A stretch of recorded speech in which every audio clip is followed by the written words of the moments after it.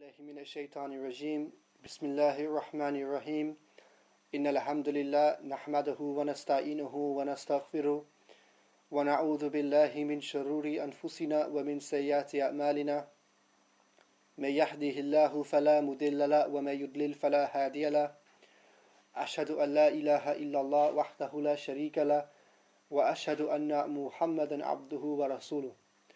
Assalamu alaikum to the Muslims, and welcome to any non-Muslims who might be watching this. Indeed, Almighty God, He sent down a noble book called the Quran, and in it contains answers to every single problem that you will face in your life. Almighty God, He mentions this fact inside the Quran in chapter 16 verse 89, and He mentions that it is a book tibyan li kulli shay, as a clarification for all matters, meaning every single emotion, every single action, every single saying that you implement in your life, the Islamic Sharia or Islam has already laid down guidelines from God to show you how best to implement it. In today's topic, I want to talk about a particular area of the Islamic economy. This area is known as refunds. A trivial topic for some of you, however, it is a topic that some of us, in fact all of us, have to maybe engage in at least once or twice or more in our lifetime. And the purpose of explaining it and clarifying it is to really show you how Islam, it deals with the finest details of everyday life. Allah, He mentions the topic of refunds in the Sharia, and it has been defined in Islam as exercising one's choice to return or change goods.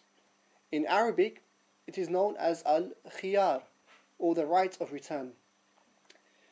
The right of return or refund has a maximum limit with the consent of both parties of up to 1 year, and has a minimum set term of 3 days.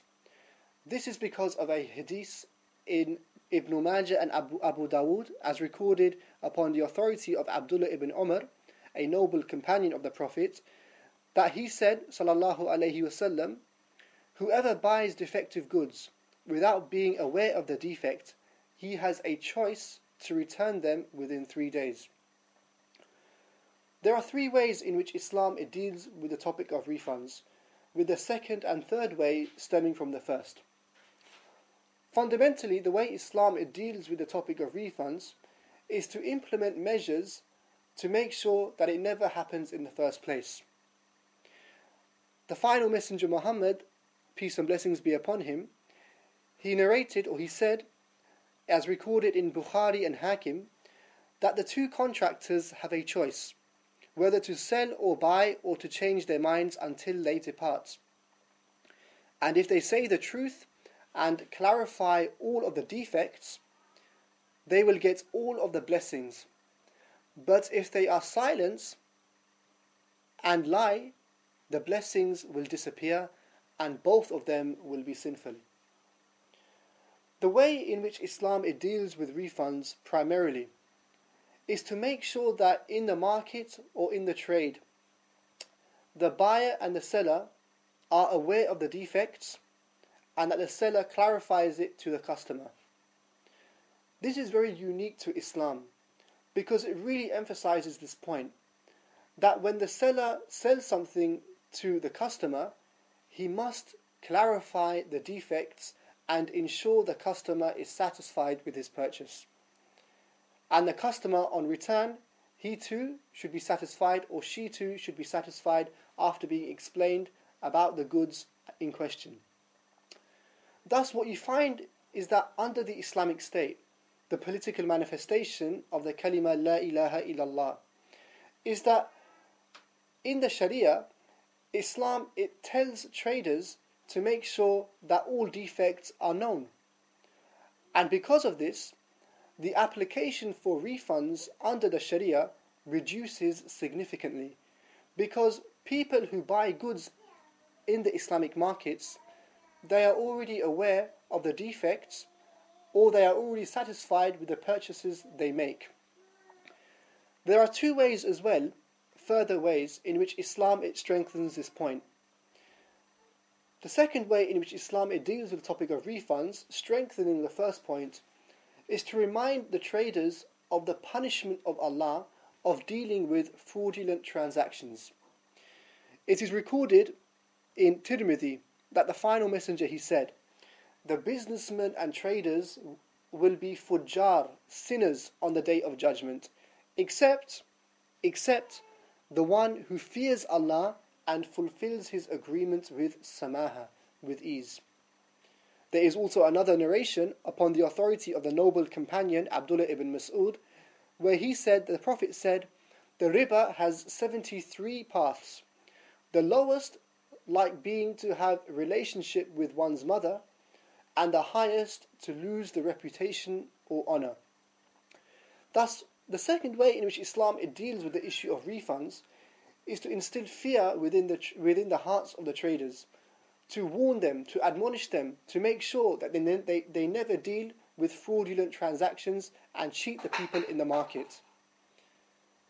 The third way in which Islam deals with the topic of refunds and strengthens the first point is to remind the traders who believe in Islam of the reward of Allah for dealing with justly and honestly in the market.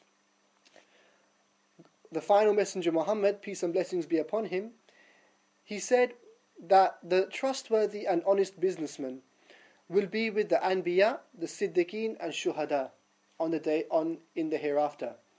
The Anbiya, the prophets, the Siddiqeen, those who speak the truth and die upon it, and the martyrs on the day of judgment.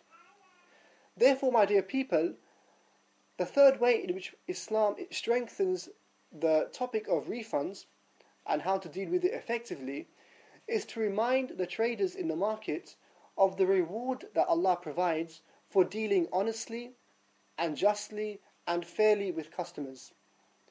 With such inspiring narrations from the final messenger Muhammad, you will find, my dear people, that under the Islamic State, traders will be willing and encouraged to tell you about the defects in the goods that they sell, because they want that noble status in the hereafter, and they don't want to miss out on any of the reward.